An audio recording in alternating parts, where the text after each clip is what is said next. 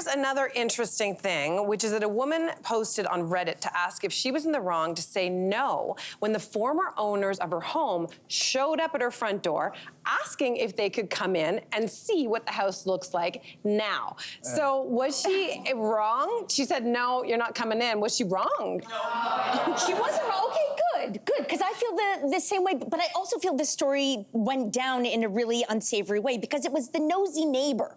The neighbor said, hey, came into the backyard and said, these 3 women used to live here.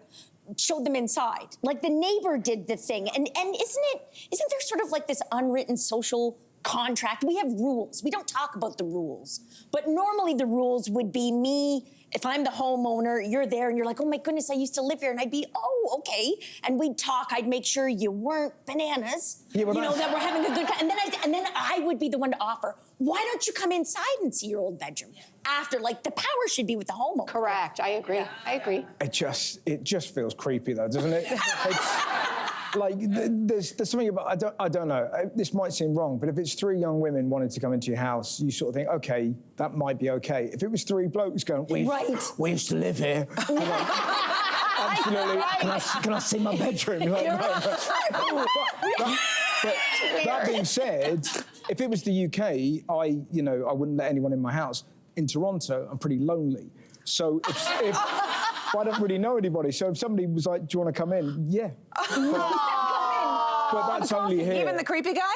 Not the creepy guy, but I don't see why, like, it feels so... We've all looked at our old childhood house, haven't we? But you look outside, you don't go in. I mean, I did. Did you? Did you have?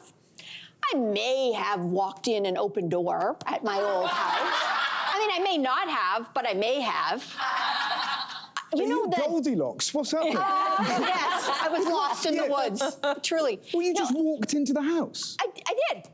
I did. Okay. I'll tell you the backstory. So I grew up there, and if you've ever been lucky enough to live in one home for that amount of time, since I was born till probably my mid-20s, that house will always have such an emotional hold on you. It's the keeper of your entire life story.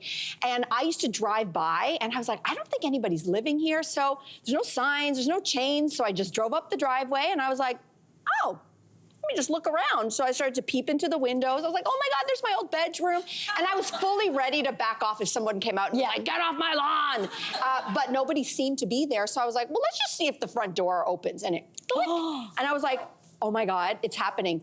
I have to tell you something. I know this is, because I'm the creepy girl now. Clearly, I'm the creepy girl.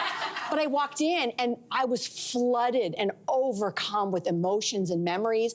I bawled my eyes out, sitting on the floor of my old bedroom. Your whole life flashes in front of your eyes. No one came home? And no one came home. I was so afraid. Yeah, exactly. They'd be like, there is a crazy ghost in the house that is crying its eyes out. So there was... Is this in Canada? This was in Canada. See, this is the big difference. You're not doing that in America.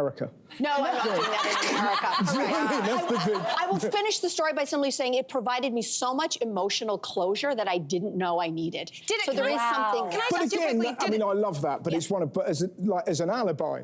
What are you doing in my house? I needed emotional closure. Get out. Exactly. Hey, you, come a bit closer. We've got so many more must-see interviews, spicy debates, lifestyle tips, and pop culture moments. So subscribe to our channel by tapping the logo below and don't miss out.